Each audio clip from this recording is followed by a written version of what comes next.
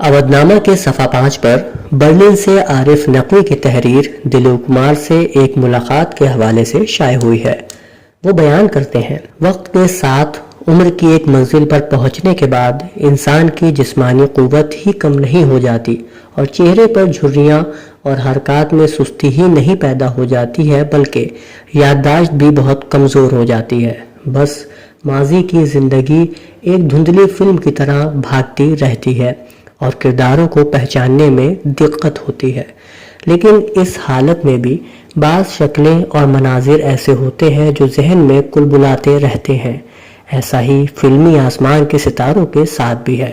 حسن، فن اور تہذیب کے بعض درخشاں تاروں کا ایسا ہی ایک روشن ستارہ، فلمی فنکاری کا بادشاہ اور سارے بر صغیر بلکہ دور دور کے ممالک کے لوگوں کا محبوب ایک پٹھان محمد یوسف خان تھا، جو دلیپ کمار کے روپ میں اپنی اداکاری کے جوہر سے ہر دل والے کو دیوانہ بنائے ہوئے تھا اور المیہ اداکاری کا بادشاہ کہلاتا تھا۔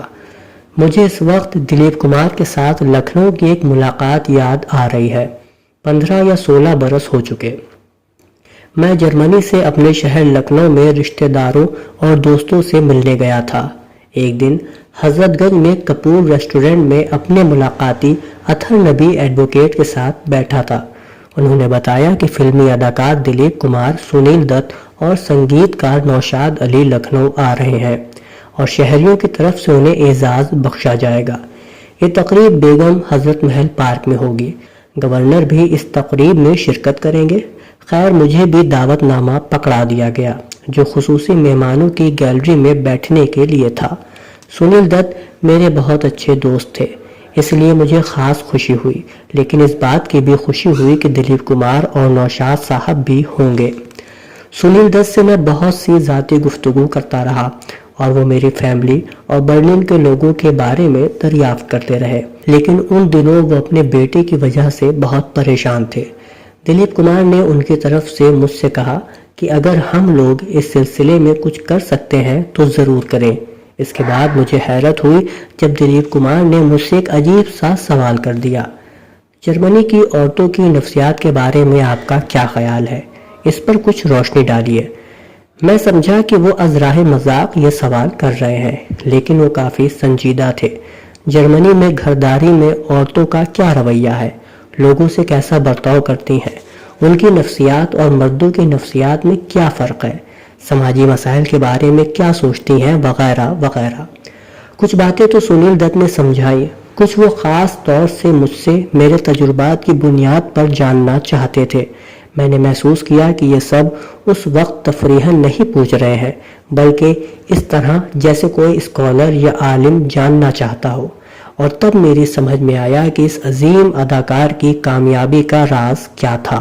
وہ صرف رول نہیں ادا کرتا بلکہ حالات اور کردار کا باریکی سے مطالعہ کرتا تھا، پھر اس کے رول میں ڈوب کر اداکاری کرتے وقت وہی کردار بن جاتا تھا اور اداکاری میں جان پڑ جاتی تھی۔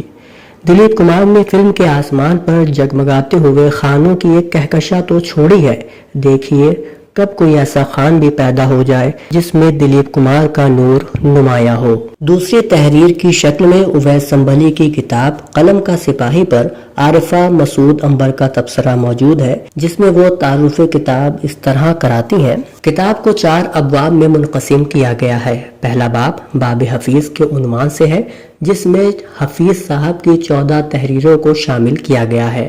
ان تحریروں سے حفیظ صاحب کی عملی زندگی اور طرز تحریر کو سمجھنے میں قارئین کو مدد ملے گی۔ بلا شبہ حفیظ صاحب کی تحریروں میں پانی کی سی روانی کے ساتھ ایسی سادگی اور سلاست ہے کہ ایک کم پڑھا لکھا قاری بھی اسے بآسانی سمجھ سکتا ہے۔ دوسرے باب کا عنوان خراج تحسین ہے۔ اس باب میں اردو کے نامور قلمکاروں کی لمبی فہرست ہے جن کے مضامین کتاب میں شامل کیے گئے ہیں۔ تیسرا باب روداد قفس کے نام سے ہے۔ اس باب میں حفیظ نعمانی کی روداد قفس پر سیر حاصل تبصرے قارئین کی نظر سے گزریں گے۔ کتاب کا چوتھا اور آخری باب اویس سنبھلی کی مرتب کردہ کتاب بجھے دیوں کی قطار کے عنوان سے ہے۔ اس باب میں کتاب کی رسم اجرا کے موقع پر پیش کردہ مقالات اور مختلف اخبارات و رسائل میں شائع ہونے والے تبصروں کو شامل کیا گیا ہے، جس میں کتاب میں شامل 11 خاکوں پر مختلف اہل قلم کی آراء پڑھنے کو ملے گی۔ کتاب کے پہلے مضمون مجھے کچھ کہنا ہے میں اویس صاحب نے کچھ نہیں بلکہ بہت کچھ کہا ہے، حفیظ نعمانی کی سیاسی، صحافتی، سماجی، علمی اور ادبی خدمات کی ایسی جھلکیاں پیش کی ہیں جس نے حفیظ نعمانی کی پوری شخصیت کا احاطہ بڑے دلکش انداز میں پیش کیا ہے، یا یوں کہیے کہ حفیظ صاحب کی قربت، محبت اور ان کی شاگردی میں اویس صاحب نے قلم کے وہ سارے ہنر سیکھ لیے۔ ایک سپاہی کو ادبی میدان میں جن کی ضرورت ہوتی ہے، یعنی تحریر کا ربط، جملوں کی ساخت اور اختصار کے ساتھ اپنی بات کو واضح کر دینا، یہی وجہ ہے کہ اس چھوٹے سے مضمون میں اویس سنبھلی نے حفیظ صاحب کی شخصیت کا ایسا خاکہ پیش کیا ہے کہ جن قارئین نے حفیظ صاحب کو کبھی نہیں پڑھا ہو وہ بھی ان کی شخصیت اور حوصلہ مندی سے متاثر ہوئے بنا نہیں رہ سکتے۔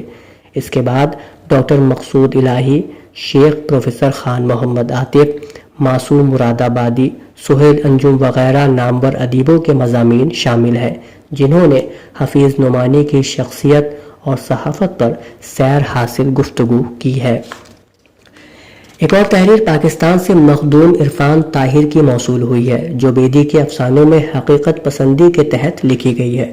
مختصر اقتباس ناظرین ملاحظہ فرمائے۔ بیدی کے افسانوں کا بنیادی محور عام انسانی زندگی ہے۔ اس زندگی کے تمام موضوعات اسی محور کے گرد گھومتے ہیں۔ بیدی کے نزدیک انسانیت انسانی زندگی پر استوار ہے، اس لیے وہ ہر انسان کو ترقی پسند دیکھنا چاہتے ہیں۔ بیدی کا چیخوف اور مپاسا سے موازنہ بھی کیا گیا، اس اعتبار سے اسے حقیقت پسند کہا گیا۔ اردو فکشن کی معروف ناقد ممتاز شیری نے انہیں اردو کا چیخوف کہا۔ راجندر سنگھ بیدی کی ایک خوبی تو یہ ہے کہ انہوں نے خود کو افسانہ نگار یا فنکار ثابت نہیں کیا بلکہ ہمیشہ اپنے افسانوں کے ذریعے معاشرے کا نمائندہ فنکار تسلیم کیا۔